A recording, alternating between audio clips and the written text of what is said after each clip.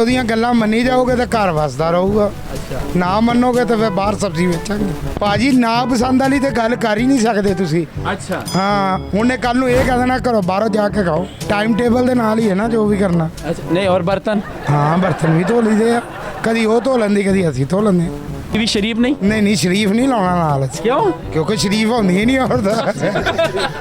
बीवी की भाई हर जगह बीवी की हुकूमत होती है।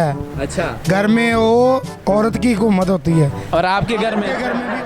अस्सलाम वालेकुम भाई, वालेकुम अस्सलाम जी। की हाल है भाई जान, ठीक हो? का शुक्र है, आप सुनाए ठीक हो? अच्छा, नाम की अपना भाई? मेरा नाम है जी शेख हमजा दरीस। अच्छा, हमजा भाई शादी हुई है? हाँ जी शादी हुई है। अच्छा, वैसे ना घर में यार बीवी की हुकूमत होती है कि या शोहर की? बीवी की भाई हर जगह बीवी की हुकूमत होती है। अच्छा। घर में वो औरत की हुकूमत होती है। और आपके घर में? आपके घर में भी औरत की हुकूमत है, सबके घर में औरत की हुकूमत है। हाँ आपके घर में? मेरे घर में भी औरत की हुकूमत है। घर का काम वगैरह आप कर लेते हो? हाँ सब कुछ कर लेते हैं, करना ही पड़ता है भाई। अच्छा। हाँ कौन कौन सा काम कर लेते हो आप? सारे ही काम कर लेते हैं जो वो कहती है। अच्छा। कपड़े धो लेना?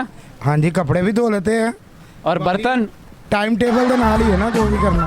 नहीं और बर्तन? हाँ बर्तन भी धो लीदे आ, कदी वो धो लेंदी कदी असीं धो लेंदे। नंबर वाइज है कि नहीं? नहीं नहीं नहीं ਜਦੋਂ ਥੱਕੀ ਹੋਵੇ ਸਾਨੂੰ ਕਹਿ ਦਿੰਦੀ ਹੈ। अच्छा। ਹਾਂ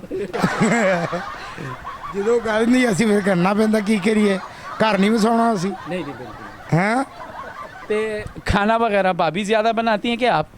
ਨਹੀਂ ਨਹੀਂ ਬਣਾਉਂਦੀ ਉਹੀ ਆ, ਕਦੀ ਸਾਨੂੰ ਵੀ ਕਹਿ ਦਿੰਦੀ ਹੈ ਨਾ ਕਿ ਜ਼ਰਾ ਹੁਣ ਤੁਸੀਂ ਕੀ ਕੰਮ ਕਰਦੇ ਹੋ ਨਾਲ? ਸਾਰੇ ਹੀ ਕੰਮ ਕਰੀਦੇ ਆ। ਨਹੀਂ, ਮਿਸਾਲ ਕੇ ਤਰ੍ਹਾਂ ਹੁਣ ਹਾਂਡੀ ਬਣਾ ਰਹੀ ਹੈ ਨਾ, ਤੇ ਤੁਸੀਂ ਕਿੱਦਾਂ ਤਾਵਨ ਕਰਦੇ ਹੋ ਉਹਨਾਂ ਦਾ? ਤਾਵਨ ਕਿ ਪਿਆਜ਼ ਕੱਟ ਦੀਦਾ ਸੀ ਨਾਲ। ਅੱਛਾ। ਹਾਂ ਜਿਹੜੀ ਕੋਈ ਜ਼ਰੂਰਤ ਦੀ ਚੀਜ਼ਾਂ ਨਾਲ ਅਸੀਂ ਕਰਾ ਦਈਦੀ। ਹਾਂ ਉਹ ਸਿਰਫ ਧਰਦੀ ਹੈ ਤਾਂ ਪਕਾ ਲੈਂਦੀ ਹੈ ਬਸ। ਵੈਸੇ ਸਵੇਰ ਟਾਈਮ ਪਹਿਲੇ ਕੌਣ ਉੱਠਦਾ, ਤੁਸੀਂ ਕਿ ਭਾਬੀ? ਨਹੀਂ ਨਹੀਂ ਮੈਂ ਹੀ ਉੱਠਦਾ ਭਾਈ। ਤੇ ਨਾਸ਼ਤਾ ਫਿਰ ਮੇਰੇ ਖਿਆਲ ਤੁਸੀਂ ਤਿਆਰ ਕਰਦੇ? ਹਾਂਜੀ ਮੈਂ ਹੀ ਪਹਿਲੇ ਨਾਸ਼ਤਾ ਚਾਹ ਪਿਲਾਉਣਾ ਮੈਂ ਹੀ। ਅੱਛਾ। ਹਾਂ ਨਾਸ਼ਤਾ ਮੈਂ ਹੀ ਤਿਆਰ ਕਰਕੇ ਦਿੰਦਾ ਜਨਾਬ। ਤੇ ਸ਼ਾਦੀ ਤੋਂ ਬਾਅਦ ਜ਼ਿੰਦਗੀ ਸਹੀ ਗੁਜ਼ਰ ਰਹੀ ਹੈ? ਹਾਂਜੀ ਜੀਗਾ ਐਡਜਸਟਮੈਂਟ ਦੇ ਨਾਲ ਹੀ ਹੈ ਨਾ ਜੀ। ਹਾਂਜੀ ਜੇ ਉਹਦੀਆਂ ਗੱਲਾਂ ਮੰਨੀ ਜਾਓਗੇ ਤਾਂ ਘਰ ਵਸਦਾ ਰਹੂਗਾ। ਅੱਛਾ। ਨਾ ਮੰਨੋਗੇ ਤਾਂ ਫਿਰ ਬਾਹਰ ਸਬਜ਼ੀ ਵੇਚਾਂਗੇ। ਬਾਹਰ ਸਬਜ਼ੀ ਵੇਚਾਂਗੇ ਫਿਰ ਅਸੀਂ। ਜਿਹੜੇ ਘਰੋਂ ਵੀ ਬਾਹਰ ਜਾਓਗੇ ਤਾਂ ਫਾਇਦਾ ਕੀ ਹੈਗਾ। ਇਹ ਤਾਂ ਆਪ ਗਲਤ ਕਹਿ ਰਹੇ ਹੋ ਨਾ, ਜਿਹੜੇ ਸਬਜ਼ੀ ਵੇਚਦੇ ਉਹ ਸਮਝ ਲੈ ਕਿ ਬੁੱਢੀ ਦੀ ਗੱਲ। ਉਹਨਾਂ ਦੇ ਘਰ ਵੀ ਹਕੂਮਤ ਔਰਤ ਦੀ ਹੁੰਦੀ ਆ। ਅੱਛਾ। ਹਾਂ ਨਹੀਂ ਤੇ ਕਿਹਦਾ ਦਿਲ ਕਰਦਾ ਬਾਅਦ ਸਵੇਰ ਤੋਂ ਲੱਗਦਾ ਤੇ ਰਾਤ ਤੱਕ ਸਬਜ਼ੀ ਵੇਚਦਾ ਰਹੇ ਅਗਲਾ। ਹੈਂ ਇਹ ਨਿਆਣੇ ਸਾਰੇ ਕਰਾਉਂਦਾ ਸਾਰੇ ਕੰਮ। अच्छा, शादी आपकी लव मैरिज थी क्या अरेंज मैरिज? ਬਸ ਦਰਮਿਆਨੀ ਕੇ ਰੱਖ ਲਓ, ਨਾ ਲਵ ਸੀ ਨਾ ਅਰੇਂਜ ਸੀ। नहीं वो कोई हादसा तो नहीं सी होया कि देखिया भाभी ने कि आ की भला? ਇਹ ਬਾਜੀ ਇਹ ਤਾਏ ਸਾਡੇ ਦੀ ਮਿਹਰਬਾਨੀ ਹੈ ਜਿੰਨੇ ਕਰਤਾ, ਨਹੀਂ ਤੇ ਇਹ ਨਾਮੁਮਕਿਨ ਕੰਮ ਸੀ। अच्छा। ਹਾਂ वैसे शादी आपने की कहाँ पर? जी, फैसलाबाद में ही? नहीं नहीं मेरी शादी लाहौर में हुई है जी। अच्छा। हाँ लाहौर में शादी हुई भाई। तो लाहौर वाले कैसे हैं आपको लगते हैं? नहीं नहीं लाहौर वाले अच्छे ही होते हैं। अब भाई जो भरजाई उधर दी है तो वो सारे चंगे ही लगने। फिर ਤੁਹਾਨੂੰ ਪਤਾ ਹੀ ਹੈ ਲਾਹੌਰ ਦਾ ਇੱਕ ਸ਼ਹਿਰ ਹੁੰਦਾ नहीं बिल्कुल। ਹੈ। और फिर बीबी का भी एक मुकाम है, उनका एक दरबार है। नहीं दरबार नहीं मुकाम है भाई, दरबार नहीं है। अच्छा। हाँ कई बंदे कहते हैं कि बेगम नहीं कहना चाहिए, बेगम जी कहना चाहिए, आप क्या कहते हो? ठीक है ये? नहीं हम बीवी जी कह लेते हैं ना। बीवी शरीफ नहीं? नहीं नहीं शरीफ नहीं लाना नाल, क्यों? क्योंकि शरीफ होंदी ही नहीं औरत। ਉਹ ਤਾਂ ਬੀਵੀ ਹੁੰਦੀਆਂ ਤਦੇ ਤੇ ਕੰਮ ਕਰਾਉਂਦੀਆਂ ਅਗਲੀ। अच्छा। ਹਾਂ अच्छा, जिंदगी शादी तो पहले से ही सी कि हुण? ਦੇਖੋ ਜੀ ਬਾਅਦ ਚੋਂ ਵੀ ਸਹੀ ਸੀ ਪਹਿਲੇ भी सही है। नहीं नहीं, ज्यादा मजा होना क्या है पहले? ज़्यादा मज़ा बाद में ही आता है। अच्छा। हाँ जी कुछ ਉਹਦੀਆਂ ਮਿੱਠੀਆਂ ਸੁਣਨੀਆਂ ਪੈਂਦੀਆਂ, ਕੁਛ ਆਪਣੀਆਂ ਸੁਣਾਉਣੀਆਂ ਪੈਂਦੀਆਂ। हाँ जी ਘਰ ਬਾਅਦ ਚ ਹੀ ਹੁੰਦਾ ਜ਼ਿੰਦਗੀ ਦਾ।